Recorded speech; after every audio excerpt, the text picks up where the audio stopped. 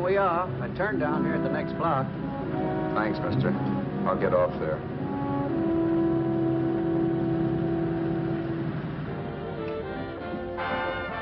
Want anything else? No. Hey, you. Me? Yeah, you. Where you heading? East. Too bad. I thought if you was heading north, I might be able to help you out. I'm pushing the Salt Lake, and I don't like to ride it alone at night. I'm one of those guys that got to talk or I fall asleep. Oh, sure, now my partner, he's got Lou to keep him company, but I ain't got nobody at all. Where you coming from? West. Yeah, sure, I know, but where, L.A.? Maybe. Got a cousin out in L.A. You don't say. Yeah, he's been out. You're not much of a talker, are you? My mother taught me never to speak to strangers. Oh, a wise guy. So what? Okay, don't get sore. Just trying to be sociable, that's all. Hey, Glamorous. You change for a dime, will you?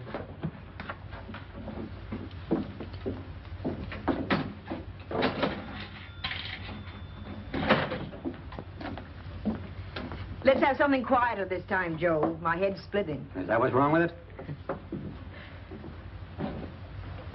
Done with your coffee? No. And don't rush me, will you?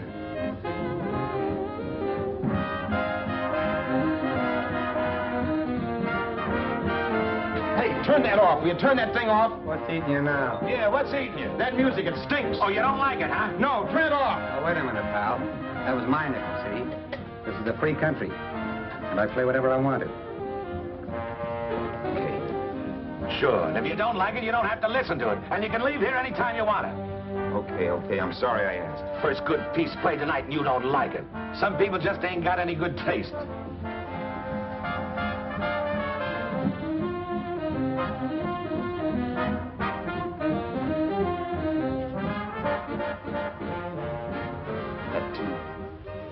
That tune.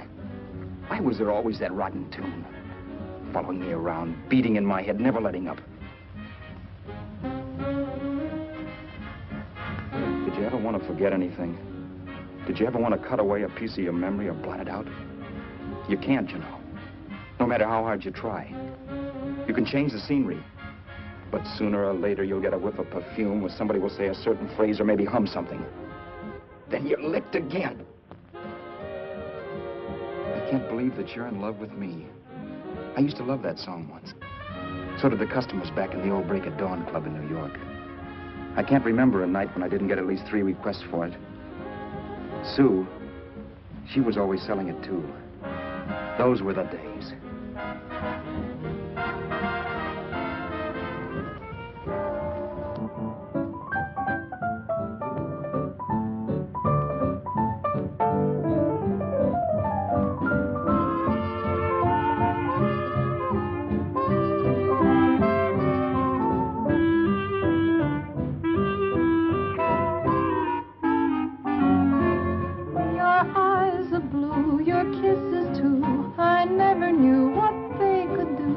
I can't believe that you're in love with me. You're telling everyone you know that I'm on your mind each place you go. They can't believe that you're in love with me. I have always placed you far above me. I just can't imagine that you love me. And after all is said and done, to think that I'm the lucky one, I can't believe that you're in love with me.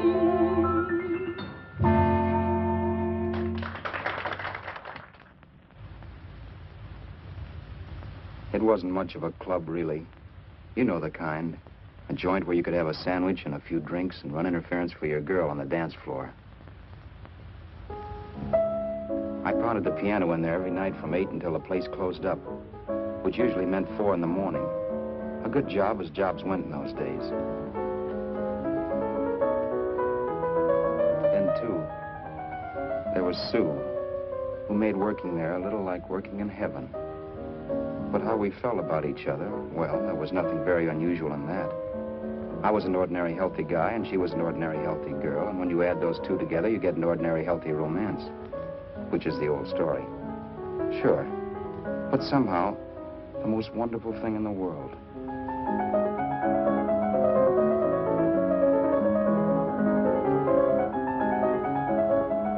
All in all, I was a pretty lucky guy.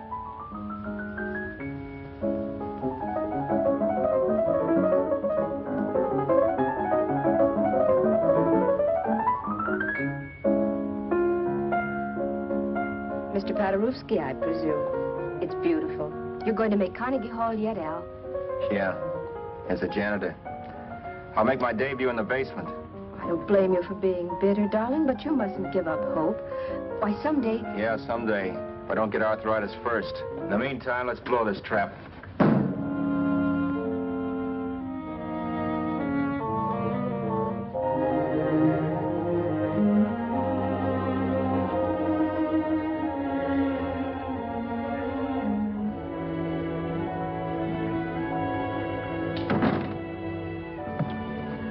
Like to get something to eat, hon? Oh, I don't think so, Al. I lose my appetite working in this flea bag. Let's go home. Okay. I can't stand much more of that dump.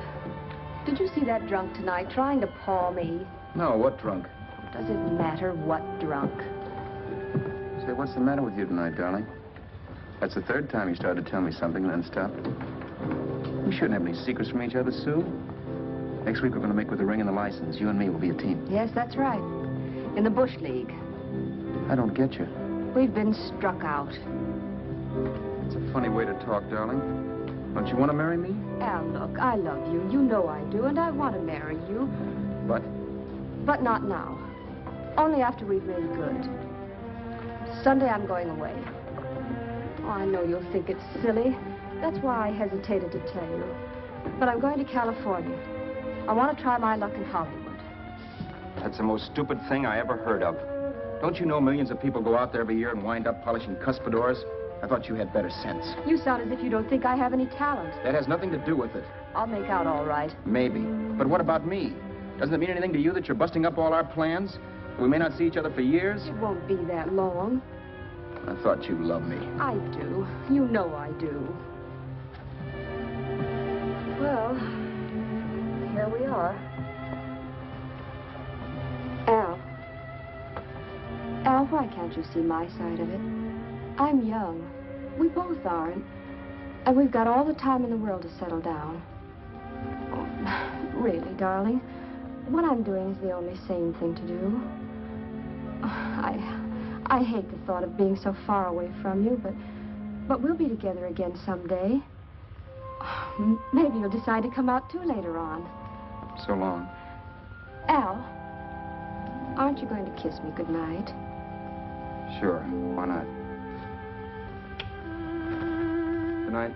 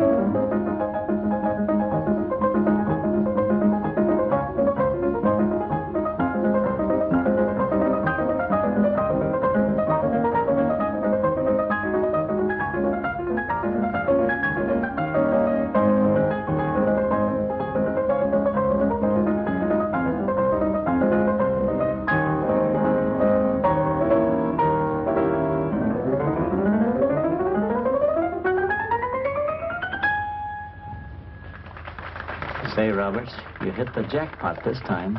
$10. Thanks.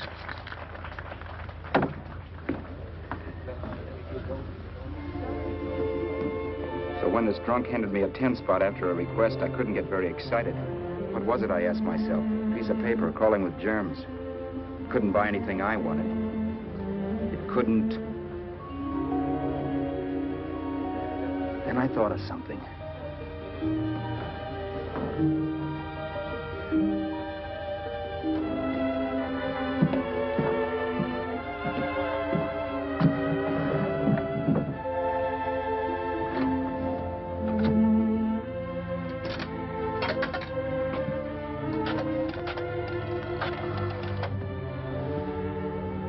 Long distance.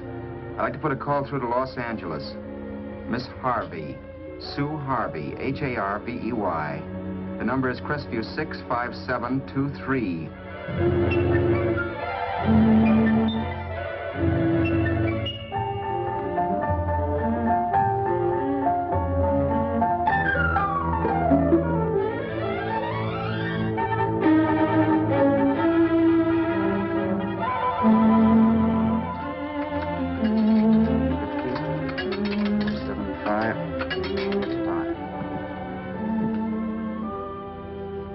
Hello, Sue? This is Al. Oh, baby, it's great to hear from you, too. What's that? You do? Oh, me too, darling. I thought I'd go batty without you. I just had to... Huh? You're working as a hashlinger? Gee, honey, that's tough. Those guys out in Hollywood don't know the real thing when it's right in front of them. You just stick it out, Sue, baby. Keep going around to those casting offices. I'm sure you'll click. Look, I'll tell you what. You stay put out there, I'll come to you. No, don't try to stop me. Just expect me. Train? Who knows? Train, plane, bus, magic carpet. I'll be there if I have to crawl. If I have to travel by pogo stick. And then, let's get married right away, huh? That's the stuff. That's what I've been wanting to hear you say. Well, goodbye for now. I'll be seeing you soon. Yeah. Bye. The only way I could cross country was to thumb rides. For even after hawking everything, I only had enough money to eat. Money. You know what that is. It's the stuff you never have enough of. Little green things with George Washington's picture that men slave for, commit crimes for, die for. It's the stuff that has caused more trouble in the world than anything else we ever invented. Simply because there's too little of it. At least I had too little of it. So it was me for the thumb.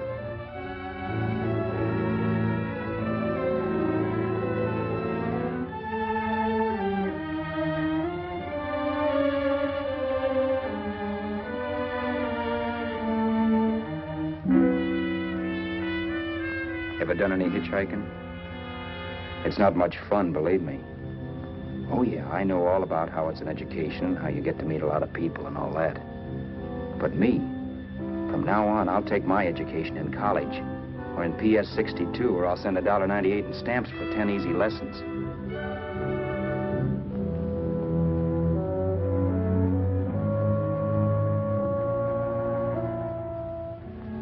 Thumbing rides may save you bus fare, but it's dangerous.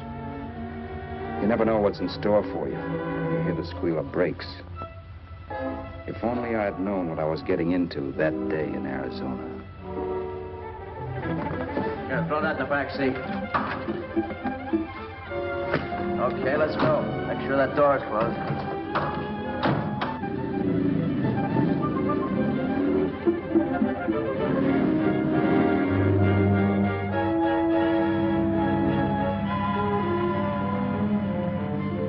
You know, Emily Post ought to write a book of rules for guys thumbing rides.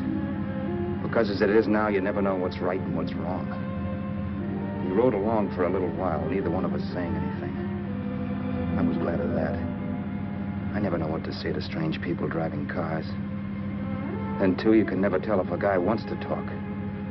A lot of rides have been cut short because of a big mouth. So I kept my mouth shut until he started opening up. Hand me that little box in the compartment, will you, pal? Hold the wheel, will you?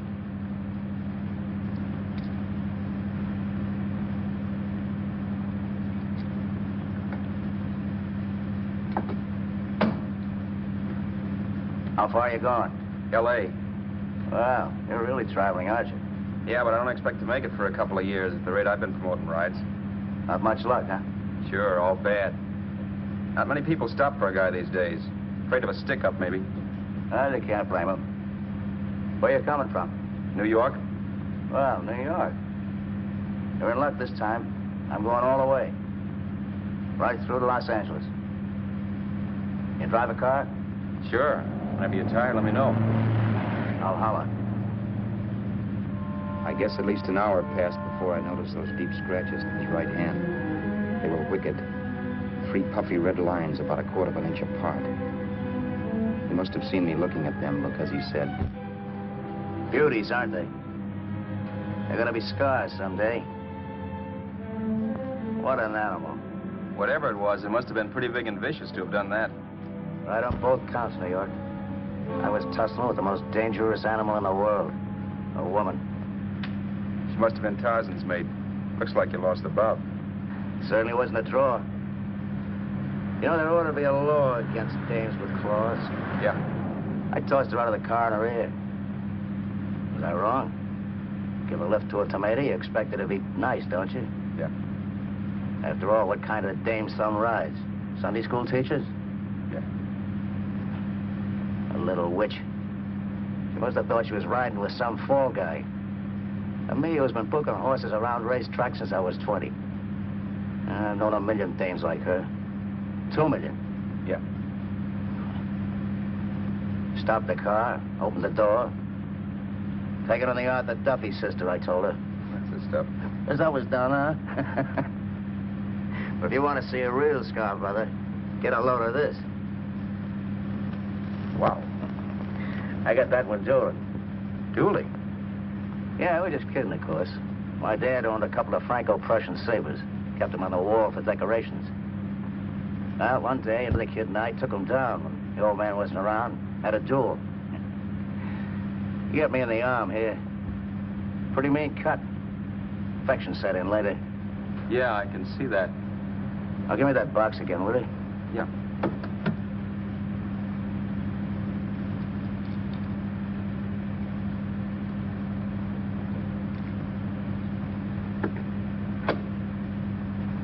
Pain made me lose my head, I guess.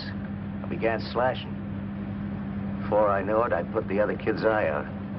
That was tough. Well, it was just an accident, of course. Do you know how kids are? I got scared, decided I was going to run away from home. Old man almost caught me when I was packing my duds.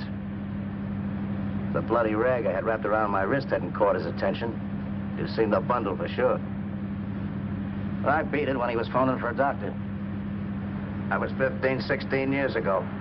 I haven't been home since. Pull in there for a bite or something, huh? a bite or something. Brother, was I hungry. I hadn't had anything in my stomach for hours. Yet even with that gnawing in the pit of my belly, I didn't want to be in too big a rush to put on the feed bag. First, I had to make sure this guy knew the score. If I got him down on me, goodbye ticket to Hollywood. I'll wait out here for you, mister.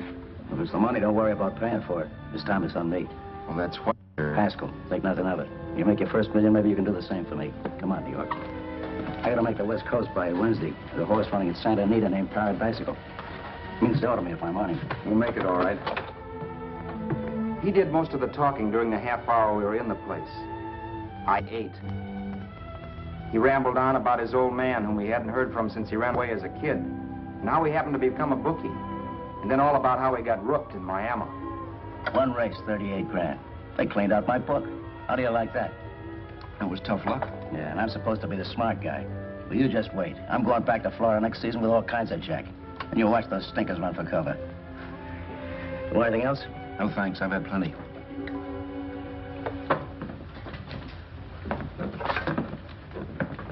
That check there, sister? Oh, just a minute. Your change, sir. Keep it, sister. Oh, thank you, sir. Call again. I'll be waiting outside for you when you finish work. Sharp check, huh?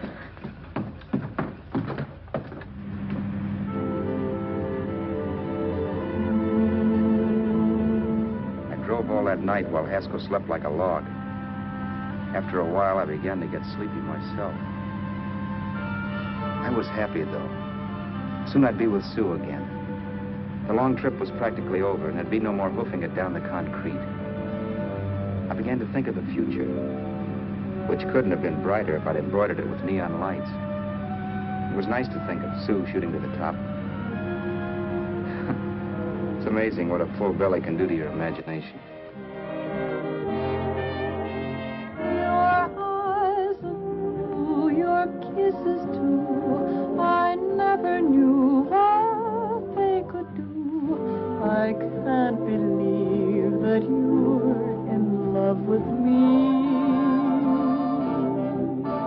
You're telling everyone you know I'm on your mind each place you go. I can't believe that you're in love with me.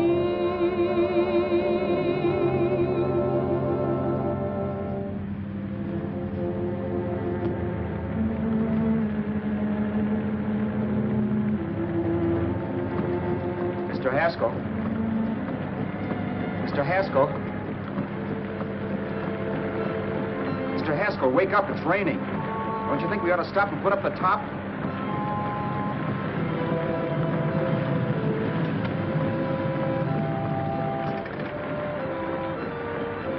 Mr. Haskell, I'm going to put up the top.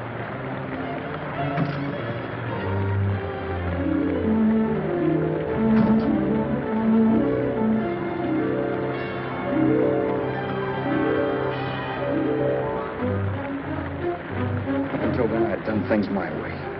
But from then on, something else stepped in and shunted me off to a different destination than the one I had picked for myself. For when I pulled open that door. Mr. Haskell, what's the matter? Are you hurt? Are you hurt, Mr. Haskell? Start your sermon. I'll listen to it. But I know what you're going to hand me even before you open your mouths. You're going to tell me you don't believe my story of how Haskell died and give me that don't make me laugh expression on your smug faces. I saw it once he was dead, and I was in for it. Who would believe he fell out of the car? Why, if Haskell came too, which of course he couldn't, even he would swear I conked him over the head for his dough. Yes, I was in for it. Instinct told me to run, but then I realized it was hopeless. There were lots of people back down the road who could identify me. That gas station guy and the waitress. I would be in a worse spot then, trying to explain why I beat it. The next possibility was to sit tight and tell the truth when the cops came. But that would be crazy. They'd laugh at the truth. And I'd have my head in the noose. So what else was there to do but hide the body and get away in the car? I couldn't leave the car there with him in the gully. That would be like erecting a tombstone.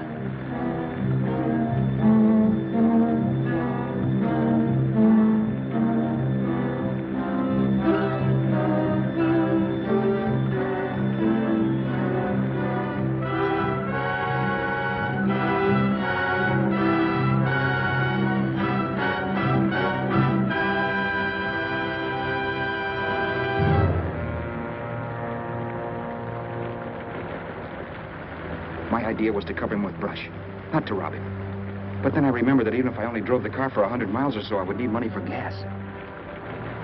Besides, it was stupid of me to leave all that money on a dead man. Not only that, I'd have to take his driver's license in case I was stopped for something. I didn't like to think about it, but by that time I'd done just what the police would say I did, even if I didn't. My clothes. The owner of such an expensive car would never be wearing them. Some cop might pull me in on suspicion.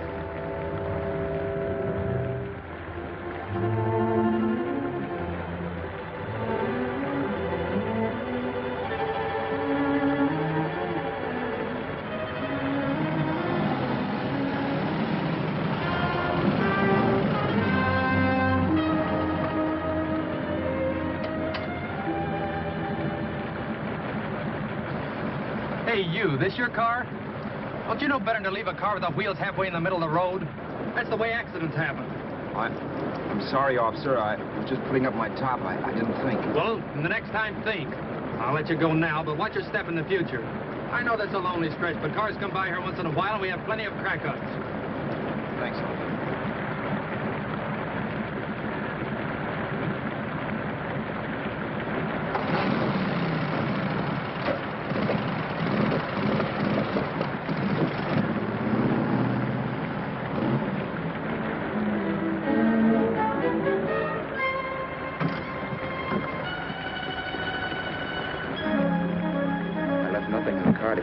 Roberts. If they found a dead man in the gully now, it would be me.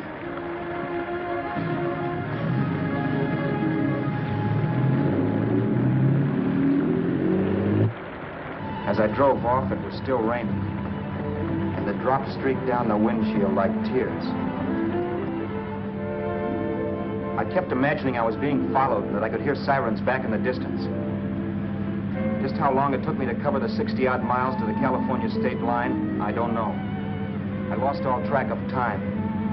But the rain had stopped and the sun was up when I pulled up to the inspection station.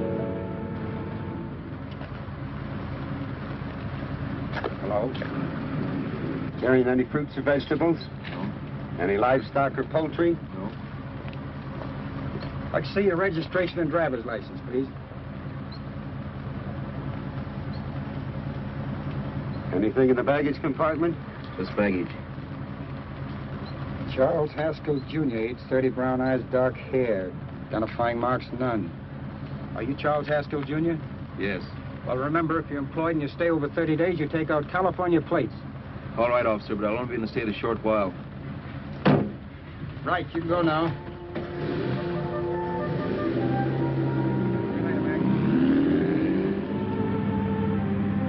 I couldn't drive any farther without some sleep. Cops or no cops, I knew I had to hit the hay and hit it hard. I was dead tired.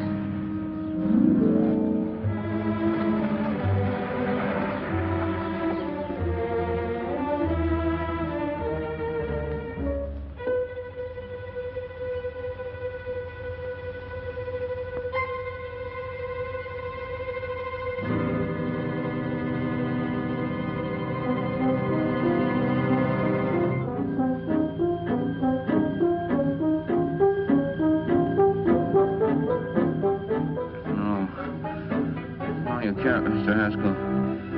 No.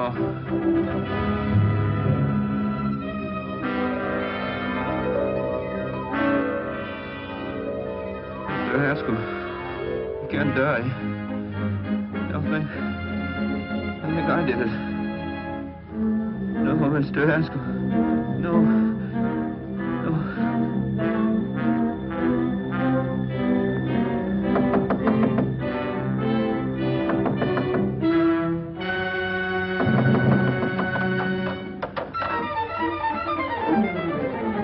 Who's there? It's the maid. Can I come in and clean? Later. In a half hour. All right, sir.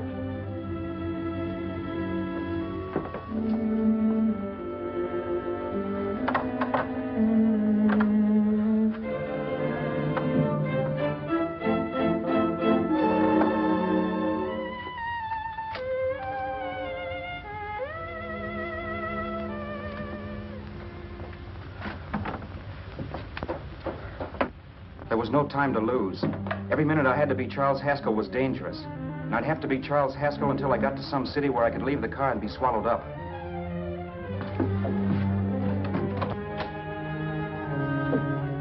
That meant driving the car as far as San Bernardino, maybe even to Los Angeles. In a little town, I might be noticed, but in a city, I should be safe enough. Then, after I ditched the car, I could go on to Sue. But those 5 minutes at the state line made me realize it might be a good idea to find out a little bit about Mr. Haskell. Then if anybody asked me questions, I could give the right answers. The first thing I found out was that I had $768. This was a lot of jack, but believe me, it was the kind of money I'd rather not have.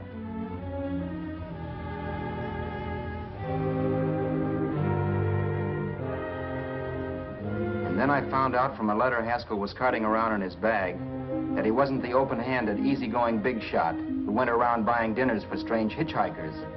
Before I got done reading it, I saw him more as a chiseler. It was written to his old man in California, the one he hadn't seen in so many years. In it, Haskell posed as a salesman of hymnals, of all things. It was easy to see where Haskell expected to raise a new stake for his book in Miami by rooking his old man. That was about all I found out from his effects, and it was enough. I told myself, maybe old man Haskell was lucky his son kicked off. He would never know it, but it saved him from taking a flyer in sacred literature preferred.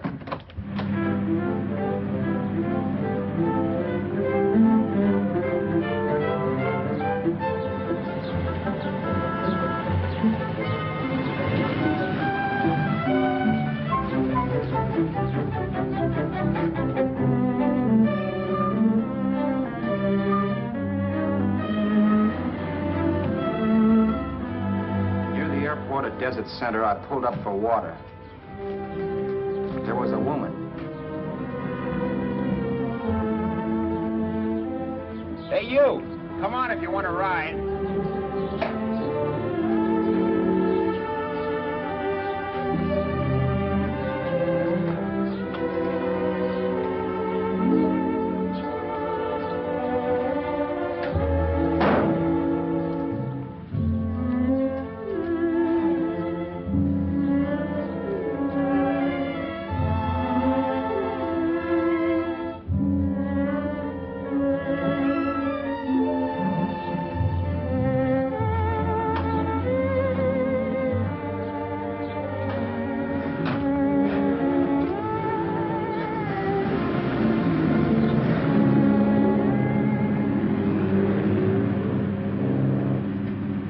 How far are you going? How far are you going? That took me by surprise, and I turned my head to look her over. She was facing straight ahead, so I couldn't see her eyes. But she was young, not more than 24. Man, she looked as if she'd just been thrown off the crummiest freight train in the world. Yet, in spite of this, I got the impression of beauty. Not the beauty of a movie actress, mind you, or the beauty you dream about when you're with your wife, but a natural beauty. A beauty that's almost homely because it's so real. Then suddenly she turned to face me. How far did you say you were going? Los Angeles? L.A.? L.A.'s good enough for me, mister. That's what I was afraid of. What'd you say? Oh, nothing, just thinking out loud. People get in trouble for doing that. What's your name? You can call me Vera if you like. You live in Los Angeles? No. Where are you coming from? Oh, back there. Needles? No. Oh, sure, Phoenix. You look just like a Phoenix girl. Are the girls in Phoenix that bad? The girl must have been pretty tired because she fell asleep not 20 minutes after she stepped into the car. She lay sprawled out with her head resting against the far door, like Haskell. I didn't like that part of it much, but I didn't wake her up. It wasn't that this girl still worried me. I'd gotten over that funny feeling I had when she looked at me, which I put down as just my jangled nerves. With her eyes closed and the tenseness gone out of her, she seemed harmless enough. And instead of disliking her, I began to feel sorry for her. The poor kid probably had had a rough time of it. Who was she, anyway? And why was she going to Los Angeles? And where'd she come from in the first place? The only thing I knew about her was her name. Not that it made any difference. A few hours more and we'd be in Hollywood. I'd forget where I parked the car and look up Sue. This nightmare of being a dead man would be over. Who this dame was, well, it was no business of mine. Where did you leave his body? Where did you leave the owner of this car? You're not fooling anyone. This buggy belongs to a guy named Haskell. That's not you, mister. You're out of your mind. That's my name, Charles Haskell. I can prove it. It's my driver's Save license. yourself the trouble, mister. Having Haskell's wallet only makes it worse. It just so happens I rode with Charlie Haskell, all the way from Louisiana. He picked me up outside of Shreveport. You rode? You heard me. Then it all came back to me. All the talk about dueling and scars and scratches. There was no doubt about it. Vera must be the woman Haskell had mentioned. She must have passed me while I slept. Well, I'm waiting. My goose was cooked. She had me. That Haskell guy wasn't dead yet. He wasn't stretched out stiff and cold in any Arizona gully. He was sitting right there in the car, laughing like mad while he haunted me. Well? There was nothing I could say. It was her move. Vera, whatever her name was just my luck picking her up on the road. It couldn't have been Helen, or Mary, or Evelyn, or Ruth. It had to be the very last person I should ever have met. That's life. Whichever way you turn, fate sticks out a foot to trip you.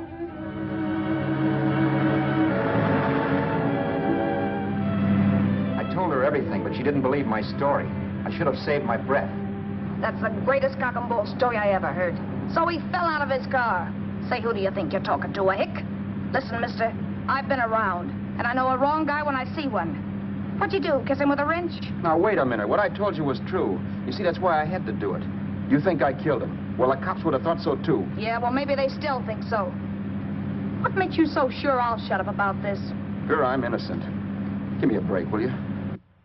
It won't do me any good having you pinched. The cops are no friends of mine. Now, if there was a reward, but there isn't. Thanks. Don't thank me yet.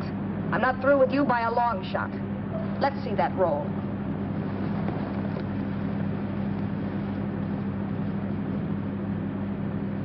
Is that all Haskell had? Isn't it enough? No, I thought he had more. Not that I know of. You can search me if you think I'm holding out on you. Well, maybe I will at that. He told me he was going to bet $3,000 on a horse named Paradisical on Wednesday at Santa Anita. He was stringing you along. He meant 300. Maybe. Sure, $3, 300. He was a piece of cheese, a big blowhard. Listen, mister, don't try and tell me anything about Charlie Haskell. Remember, I knew him better than you did. Okay, then you knew he was a four-flusher. That explains the $3,000 bet. I'm not so sure he didn't have that $3,000. Why should I believe you? You got all the earmarks of a cheap crook. Now, wait a Shut minute. up. You're a cheap crook and you killed him. For 2 cents, I'd change my mind and turn you in. I don't like you. All right. Don't get sore. I'm not getting sore. But just remember who's boss around here. If you shut up and don't give me any arguments, you'll have nothing to worry about. But if you act wise, well, mister, you'll pop into jail so fast it'll give you the bends. I'm not arguing. Well, see that you don't.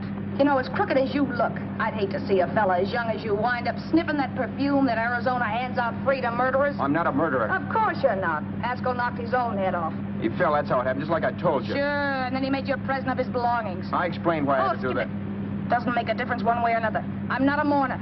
I liked Haskell even less than I like you. Yeah, I saw what you did to him. What do you mean? Well, scratches on his wrist. Sure, I scratched him. I'll say you did. So your idea was to drive the car a little way, maybe into San Bernardino, and then leave it. You weren't going to sell it? Sell it? You think I'm crazy? Somebody else's car? See, all I want to do is leave it somewhere and forget I ever saw it. Not only don't you have any scruples, you don't have any brains. I don't get you. Maybe it's a good thing you met me. You'd have got yourself caught, sure. Why, you dope. Don't you know a deserted automobile always rates an investigation? Huh? Look, the cops find a car. Then they get curious. They wonder where the owner is. So, all right, they don't trace Haskell. They trace you. I never thought of that. The only safe way to get rid of the car is to sell it to a dealer. Get it registered under a new name. Say, stop at the next store. I want to get a bottle and do some shopping before we hit L.A. Okay. As soon as we find a place, I'll drop you off and pick you up later. Nothing doing. You're coming in, too. From now on, you and I are like the Siamese twins. Have it your way, but I don't get the point. The point is, I don't want you to get lost. I'm not going to beat it if that's what you're afraid of. I'll say you're not. Well, I'm going to see that you sell this car so you don't get caught. Thanks. Of course, your interest wouldn't be financial, would it? You wouldn't want a small percentage of the profits. Well, now that you insist, how can I refuse? 100% will do. Fine. I'm relieved. I thought for a moment you were going to take it all. I don't want to be a hog. A few hours later, we were in Hollywood. And I was recognizing places Sue had written about. It struck me that far from being at the end of the trip, there was a greater distance between Sue and me than when I started out. Vera wasn't kidding with that Siamese twins crack. She rented a little apartment as Mrs. Charles Haskell. When I objected to this, she explained that it was on account of the car. A dealer might think something was funny if he called and found we were using different names.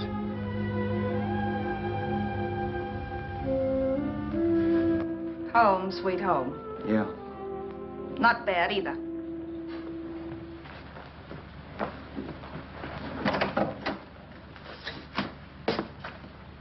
In case there's any doubt in your mind, I'll take the bedroom. Yeah. Sure is stuffy in here.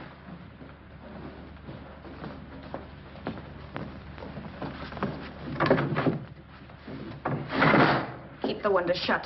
Okay. The old crow downstairs said there's a folding bed behind this door.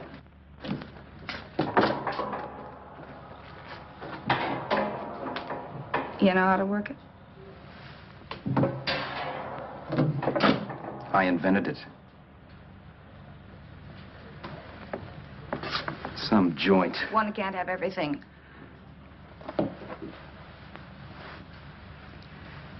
I'm first in the bathtub. I don't know why, but I figured you would be.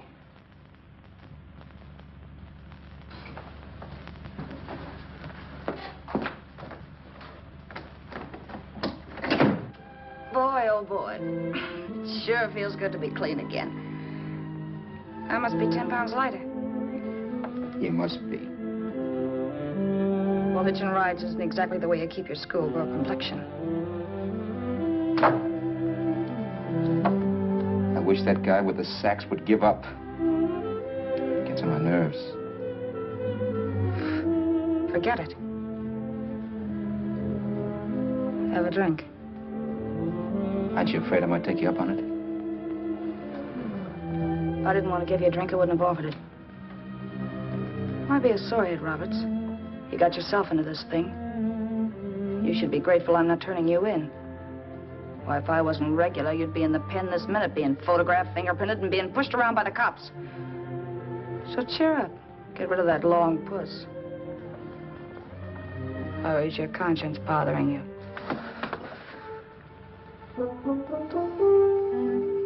No. It isn't. Swell. That's the spirit. He's dead and no woman around to bring him back. Anyway, I never could understand this worrying about something that's over and done with. Now, look, Vera, for the last time, I didn't kill him. Haskell was a sick man. Maybe he was dead before he fell out of the car. I don't know. Sure, he died of old age. All right.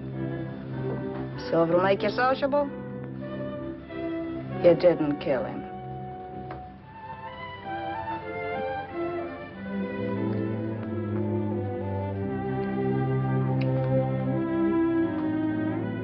Thanks.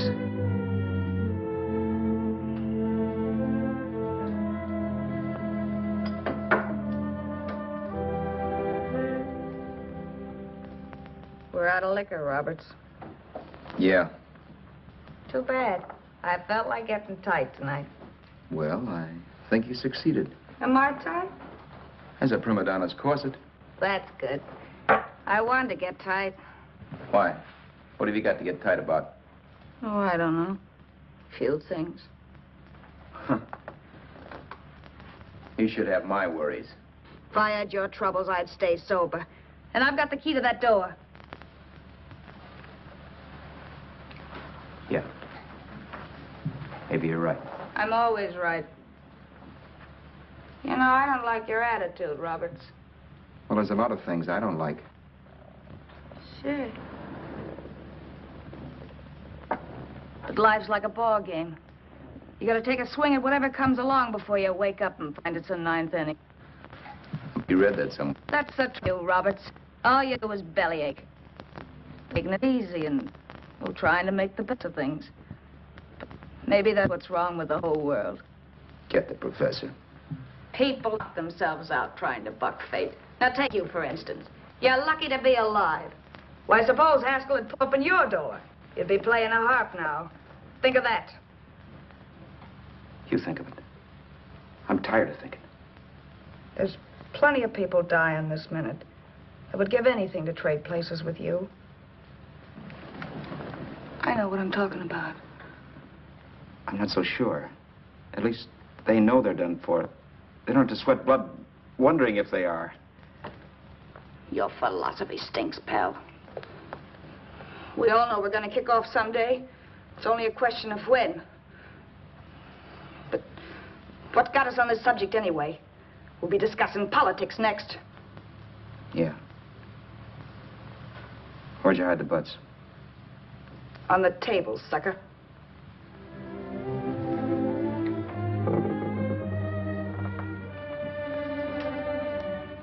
We bored each other with conversation for a couple of hours longer.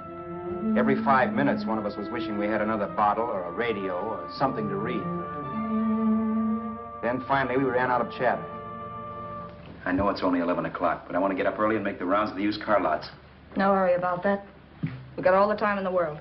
Maybe you have, but if you think I want to stay cooped up in this place any longer than I have to, you're batty. It's not a bad place. Paid plenty for diggings like this in New York. I wouldn't like it if it was the Ritz.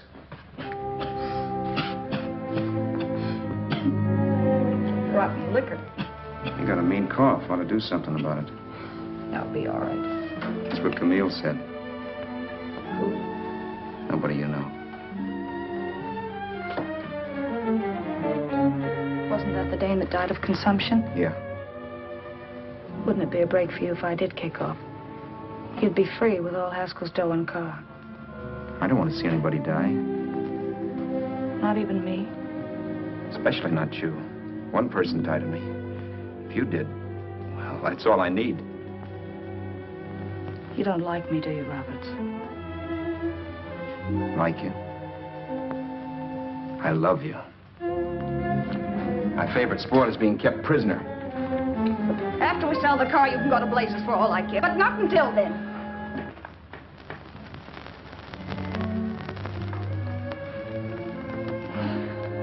I'm going to bed.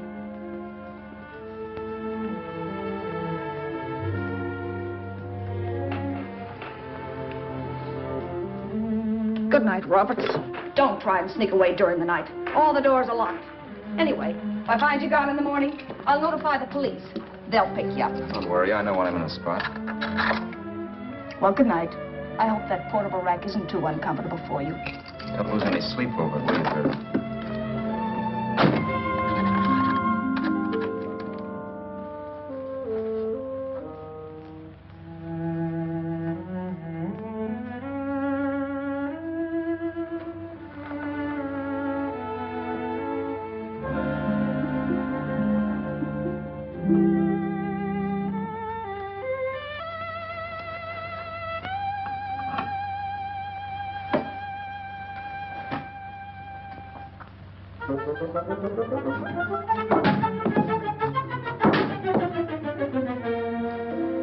Crestview.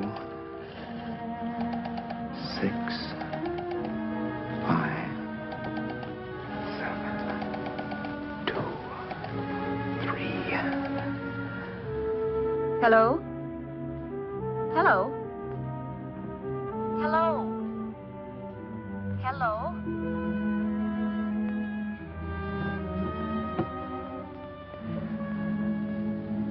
No. Not yet, darling. Tomorrow. Maybe. If this were fiction, I would fall in love with Vera, marry her, and make a respectable woman of her. Or else she'd make some supreme Class A sacrifice for me and die. Sue and I would bawl a little over her grave and make some crack about there's good in all of us. But Vera, unfortunately, was just as rotten in the morning as she'd been the night before. All right, I'm coming. Look, Vera, it's almost noon. So what? The dealers will be there all day? They'll be there all year, too, but it doesn't wait that long. Shut up. You make it like a husband. Well, do I rate a whistle? You sure do, but let's go. Let's go, let's go. I spent $85 and 2 hours preparing bait, and all you can say is let's go. Come on.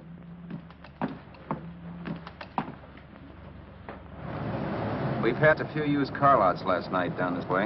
What do you think we can get for this heap? I don't know. Plenty. Just let me handle everything. Think we can get $2,000? I don't know, but don't worry. I'll squeeze as much out of this guy as I can. If I let it go cheap without a fight, he might think we've stolen the car. And listen, don't make any slips and call me Roberts. That'll cook us. I don't need you to tell me that. You better just sit by and keep your mouth closed. Remember, we're both in the soup if anything happens. Forget it and drive. You're my wife, Vera Haskell. Look, after the deal's closed, let's go back to that place on Hollywood Boulevard where I saw the fur jacket. I want to buy it.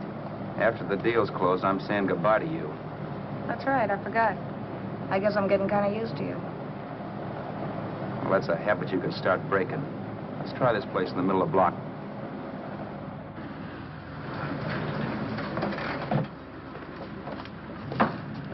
Good afternoon. What can I do for you? We're interested in selling a car. If the price is right. Well, if it's in good mechanical condition, it should blue book for about $1,600. Tony, take a look at this motor. 1,600. Are you kidding?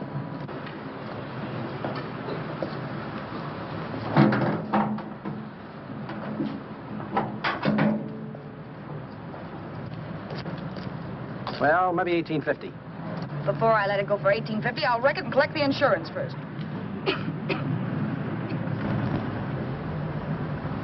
Lady, this motor's seen a lot of driving.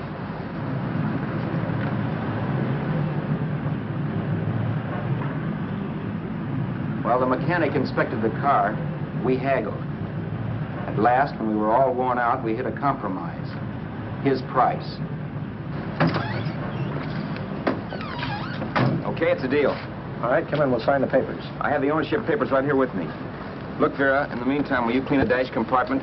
There may be some stuff in it. All right, darling. $1,850. That dirty crook.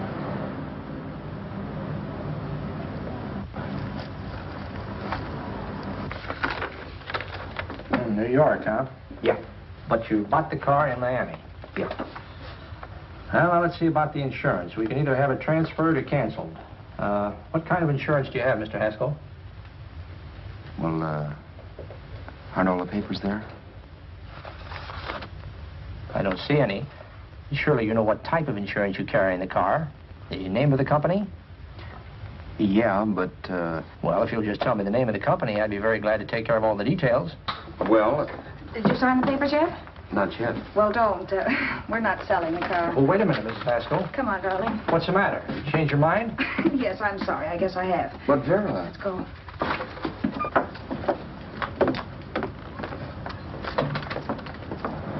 You got me out of a tight spot, Vera. But I still don't understand all this. You will in a minute. I almost threw away a gold mine. 1850 isn't to be sneezed at. The car doesn't book for as much as I thought. We're not selling the car. You want to keep it. Now, wait a minute, Vera. You said yourself I wouldn't be safe until the car was in someone else's name. I'd like to be free of this mess when I go. That's just it, Roberts. You're not going. There's a drive-in at the next corner. Pull in there and we'll get a bite to eat. And I'll explain. What is this, another one of your brilliant ideas?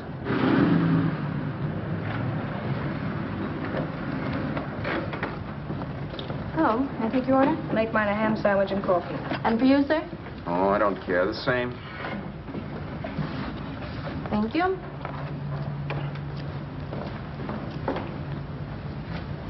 Get this, Vera. I've been pretty patient so far. I've done everything you asked me to do, but no more. Shut up. You've taken Haskell's money. And you can have the dough we get from selling the car, but you're not going to keep me a prisoner. It's a good thing I bought the paper. Take a look at that. Vera, I'm in no mood. Read that.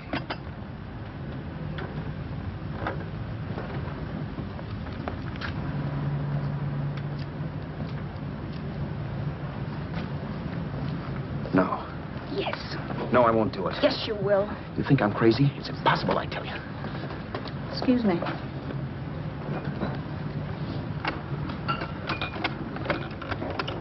Blow the horn when you're through. No one could possibly get away with an act like that. It'd be wise to me in a minute. Don't be yellow. You look enough like him. The same coloring and the same build. See how his clothes fit you? No kidding, you almost had me fooled for a while. Oh, grow up, Vera. Don't you think a father knows his own son? And there must be other relatives. The father won't have to know you. We'll wait till he gives up the ghost. He's an old geezer and he won't pull through. And as far as other relatives are concerned, they haven't seen you in 15 or 20 years. Eat. I'm not hungry. And I won't do it. It's not as tough as it sounds. Remember, you've got all kinds of identification. His car, letters, license. I could never get away with it. It's the stupidest thing I've ever heard. The old boy has scads of dough. Look in the paper there. Personal fortune assessed at over $15 million. He'll leave plenty, I tell you. Maybe he cut off his son. How do we know?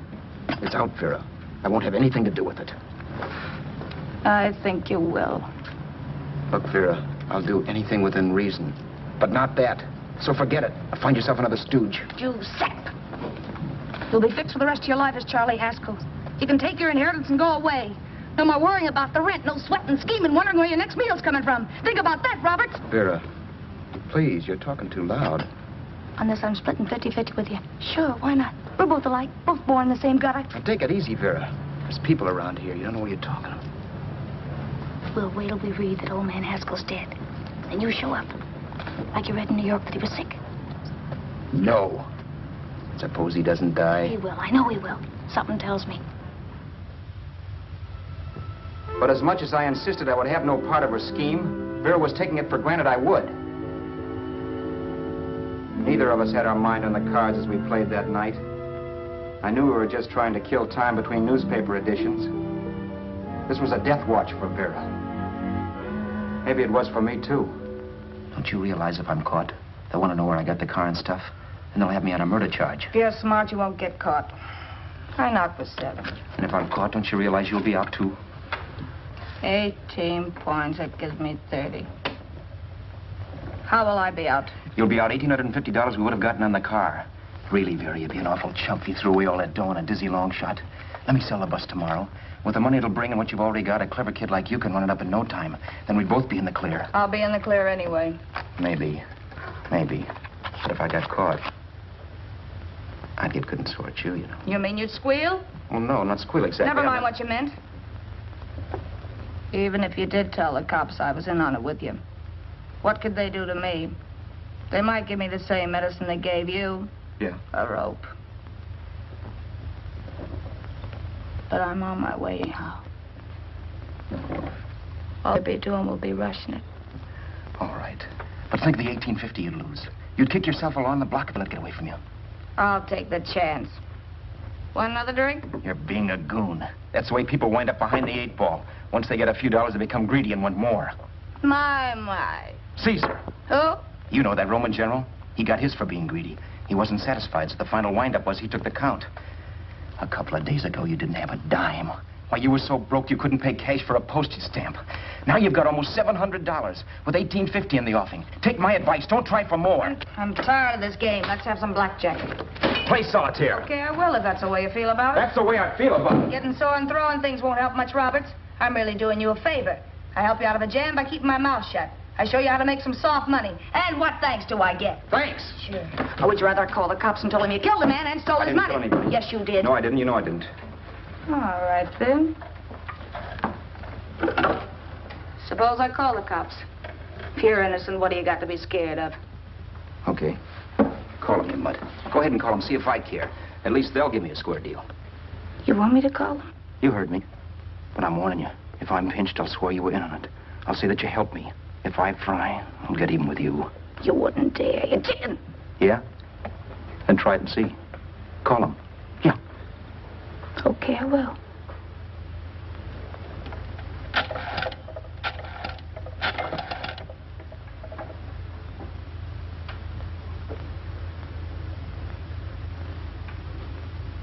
Information? I want the number of the Hollywood police station. Okay, I got it. Thanks. Wait a minute, Vera. You wouldn't do that. Well, wouldn't do that, and I'll show you if I would. Take it easy now. Let's talk this over. This was early in the evening, and the conversation, while hectic, was at least pitched low. But as the minutes passed, and more obstacles to her plan popped into my head, the air got blue. Each word coming from our lips cracked like a whip. I reminded her that as Charles Haskell, I didn't even know my mother's name, where I'd gone to school, the name of my best friend, whether I had an Aunt Emma or not, my religion, and if I'd ever owned a dog. I didn't even know what my middle initial stood for. I also pointed out that the real Haskell had a scar on his forearm. His people never saw that scar. He told me he ran away right after putting out the kid's eye. Yeah, but his father knew he was cut. It'd have to be some kind of a mark. So what? The old man's dead, or will be. I hope by tomorrow morning's papers. Anyway, you could cut yourself a little, couldn't you? Boy, for that kind of dough, I'd let you cut my leg off. You're drunk and you're crazy mad, Vera. Turn me in if you want to, but I won't get mixed up in this. Besides, how do we know Haskell was such a phony? Maybe he wasn't the man's son at all. Maybe he just dreamed it up. Well, dream it or not, you won't be dreaming when the law taps you on the shoulder. There's a cute little gas chamber waiting for you, Roberts. And I hear extradition to Arizona's a cinch. Where's that phone? Vera! Leave me alone. Vera! Here. I want a phone. Call police. I hate you yellow stinker. You leave me alone. I'll let you alone when you promise to leave the phone where it is. You're drunk. You don't know what you're doing. You're hurting me. Will you promise? All right.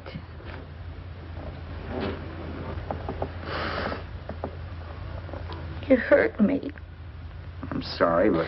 And it's hot in here. Open up a window. It's not hot. Don't tell me. Now, do you do it or do I do it? You're no gentleman, see? Yeah. All right. I'll open up the window.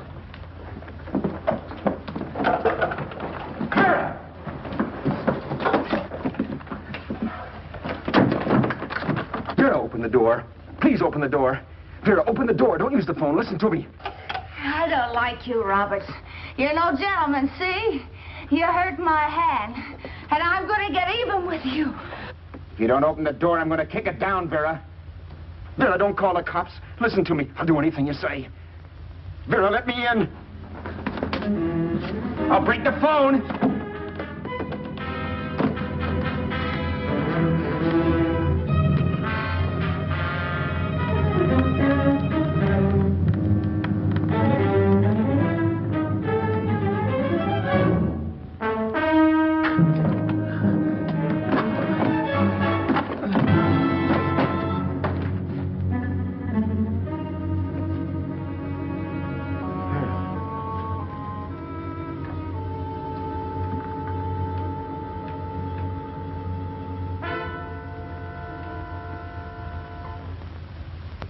The world is full of skeptics. I know. I'm one myself. In the Haskell business, how many of you would believe he fell out of the car? And now, after killing Vera without really meaning to do it, how many of you would believe it wasn't premeditated? In a jury room, every last man of you would go down shouting that she had me over a barrel and my only out was force. The room was still. So quiet that for a while I wondered if I had suddenly gone deaf. It was pure fear, of course.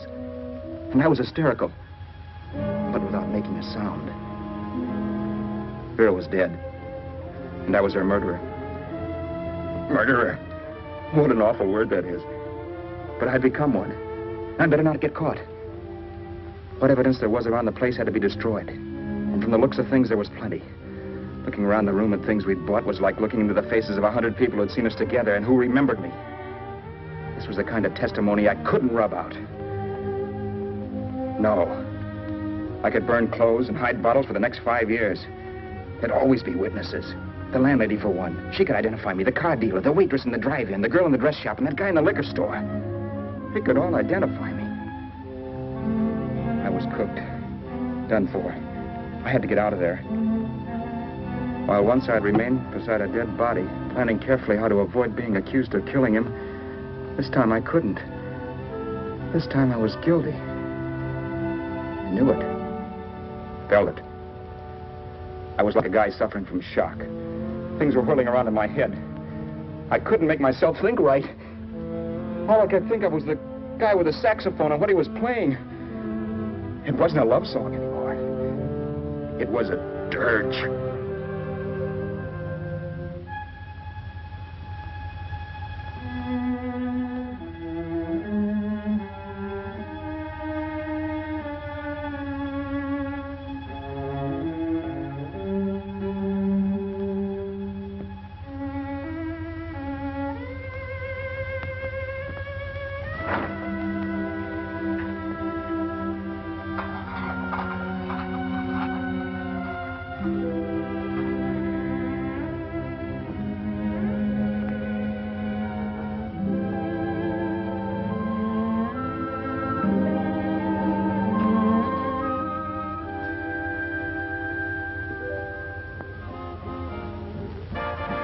My problems weren't solved.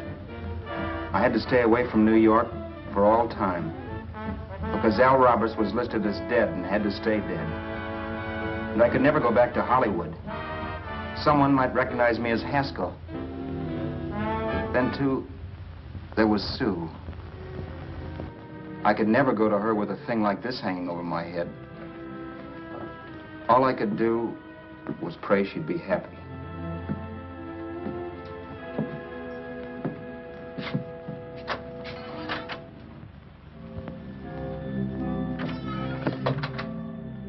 I was in Bakersfield before I read that Vera's body was discovered, and that the police were looking for Haskell in connection with his wife's murder. Isn't that a laugh? Haskell got me into this mess, and Haskell was getting me out of it. The police were searching for a dead man. I keep trying to forget what happened, and wonder what my life might have been if that car of Haskell's hadn't stopped. But one thing I don't have to wonder about. I know. Someday a car will stop to pick me up that I never thumbed.